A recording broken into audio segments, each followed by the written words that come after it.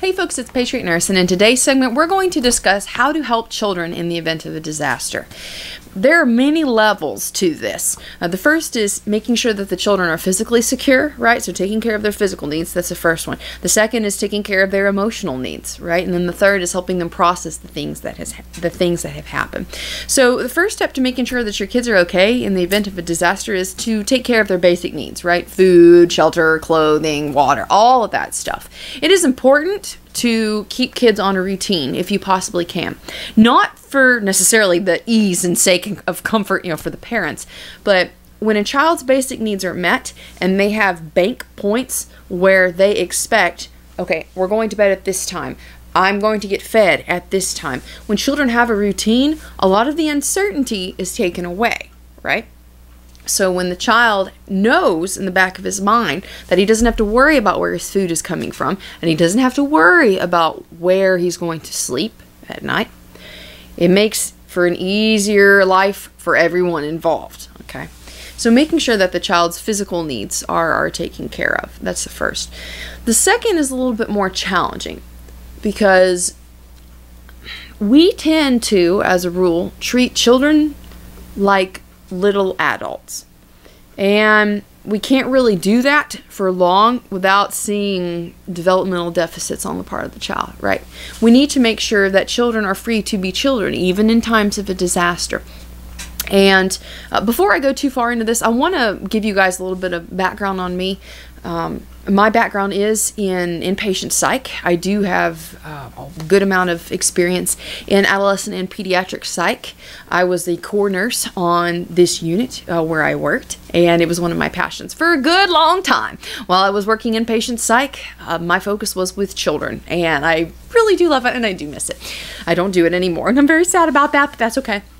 So when we're looking at taking care of kids' emotional needs and also their creative needs, we have to kind of dial back the whole sit down, shut up, and do what I say. There is a place for obedience, right? If my child's physical security is in danger, they need to be able to obey without arguing, without being contentious. They need to be able to follow directions, right? There's a space and time for this. But we have to understand that children process their surroundings. They also process traumatic events through play. I am not certified in play therapy, but play therapy is a really, really neat area to study. If you're looking at really being squared away for disaster preparedness and you have young kids, look at different play therapy articles online. Really good stuff there. Now, when we are considering fostering play and processing through play with our children in the event of a disaster, we need to be cognizant that noise discipline is pretty important in many cases, right? If you are concerned that your kids being loud might give away your location or something related to that, then we need to have some ways that they can quietly play. And also engage their minds, engage their creativity, but also allow them to process things, right? And there's 3 little games that I like to use for this. The first is, here, let me grab my little list. The first is market or trading based games. The second is designing a country or a living space game. And the third is identifying spices by smell. These are all low tech. Before I put it away, let me make sure I have it so that way I don't throw away my list to go by. Otherwise I'll just be grabbing it back and forth the whole time. Market or trading based games are really nice because they foster a couple different things. Number one, learning the basics of economics. I used to play this with my brother with a big bag of marbles. We would set them out after we were done like shooting them and doing different things. We would set them out, divvy them up, and then we would trade back and forth for pretty marbles or blue marbles, or I was collecting whatever it was. When you're teaching children trade-based games, you're teaching them cooperative play, that they have to be able to develop their communication skills. That's a plus. But also you're teaching them the fundamentals of economics. This very pretty scarce marble is going to require a lot more of the common marbles in order to purchase it, right? So you're teaching kids some market fundamentals, and you're also allowing them to engage with each other in a positive way and not a destructive way. That's a good thing. And it makes them feel safe.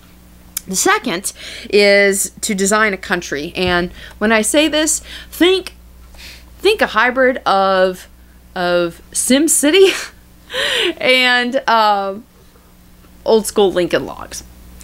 when I would do this for my kids in the unit that I worked, what I would do, I would go around and like doodle different islands or like a different shape, some type of landmass, and then divvy up different resources, kind of like Warcraft, actually, in a way. Think low-tech Warcraft meets SimCity with construction paper. When you're using low-tech ways to get kids to engage in design, you're allowing them to be creative, but you're also making them think, okay, well, if this is by an ocean, then it makes it maybe susceptible to hurricanes. So for instance, God forbid, if there's a hurricane that hits your area and you're without power for a few weeks and you start playing this game with your kids, all right, make a country here, build a little city. What are you going to put here? They may or may not put that area by the ocean or by a body of water. Now that may sound overly simplistic, but think about what's happening in that child's mind. Okay, if they've just gone through a major trauma, like on the level of Hurricane Andrew or Hurricane Katrina, something very powerful and very negative in their minds, by giving them a creative outlet to express, I don't want to be near that body of water. I'm not going to build my house or draw my house near that body of water. You're allowing that child to process in a positive way the negative things that have happened to them. Okay, so you're giving them diversion, you're giving them fun things to do, but you're also giving them an outlet. Okay, and something that we need to understand, children, especially young children, lack the ability in many cases to linguistically communicate their needs, their fears, their anxieties. By giving a child a crayon or a pencil or something to draw with, or dolls or something to do, you are giving them a voice in a different way to make sense of things that have happened to them. So I do want to encourage you to really foster the creative and artistic play. The third of the little games that I like is to identify spices. Smell and smells are the sense that is most closely associated with memory. Okay, this can be a negative thing also. For those of you who have ever been in an area where you're smelling human decay, you know that that never leaves you, right? The smell is something that stays with you. It becomes part of you. Okay, so on the flip side of things, if a child has been through something negative, giving them positive things to smell helps to form different neural connections up here. It's for this reason also that I really like essential oils, because it's a straight into the limbic system. The olfactory nerves right here, these are the nerves that hook into your nose. They hook right into the limbic system of the brain. This is the sort of reptilian brain. This is the emotion center, heartbeat, lungs, breathe, all of these things. If you want a straight shot into the emotions of the brain, go through the nose. Okay, so when you line up the spices that you have at home, and a lot of people have different spices, if you grew up like I did, cooking a lot, you got nutmeg and cinnamon, and I was about to say mace, but I don't think you should let your kids smell mace. If you've got these things lined up here, and you can play a game with the kids. Okay, mommy's going to hold up this for you. I want you to smell it and tell me what it is.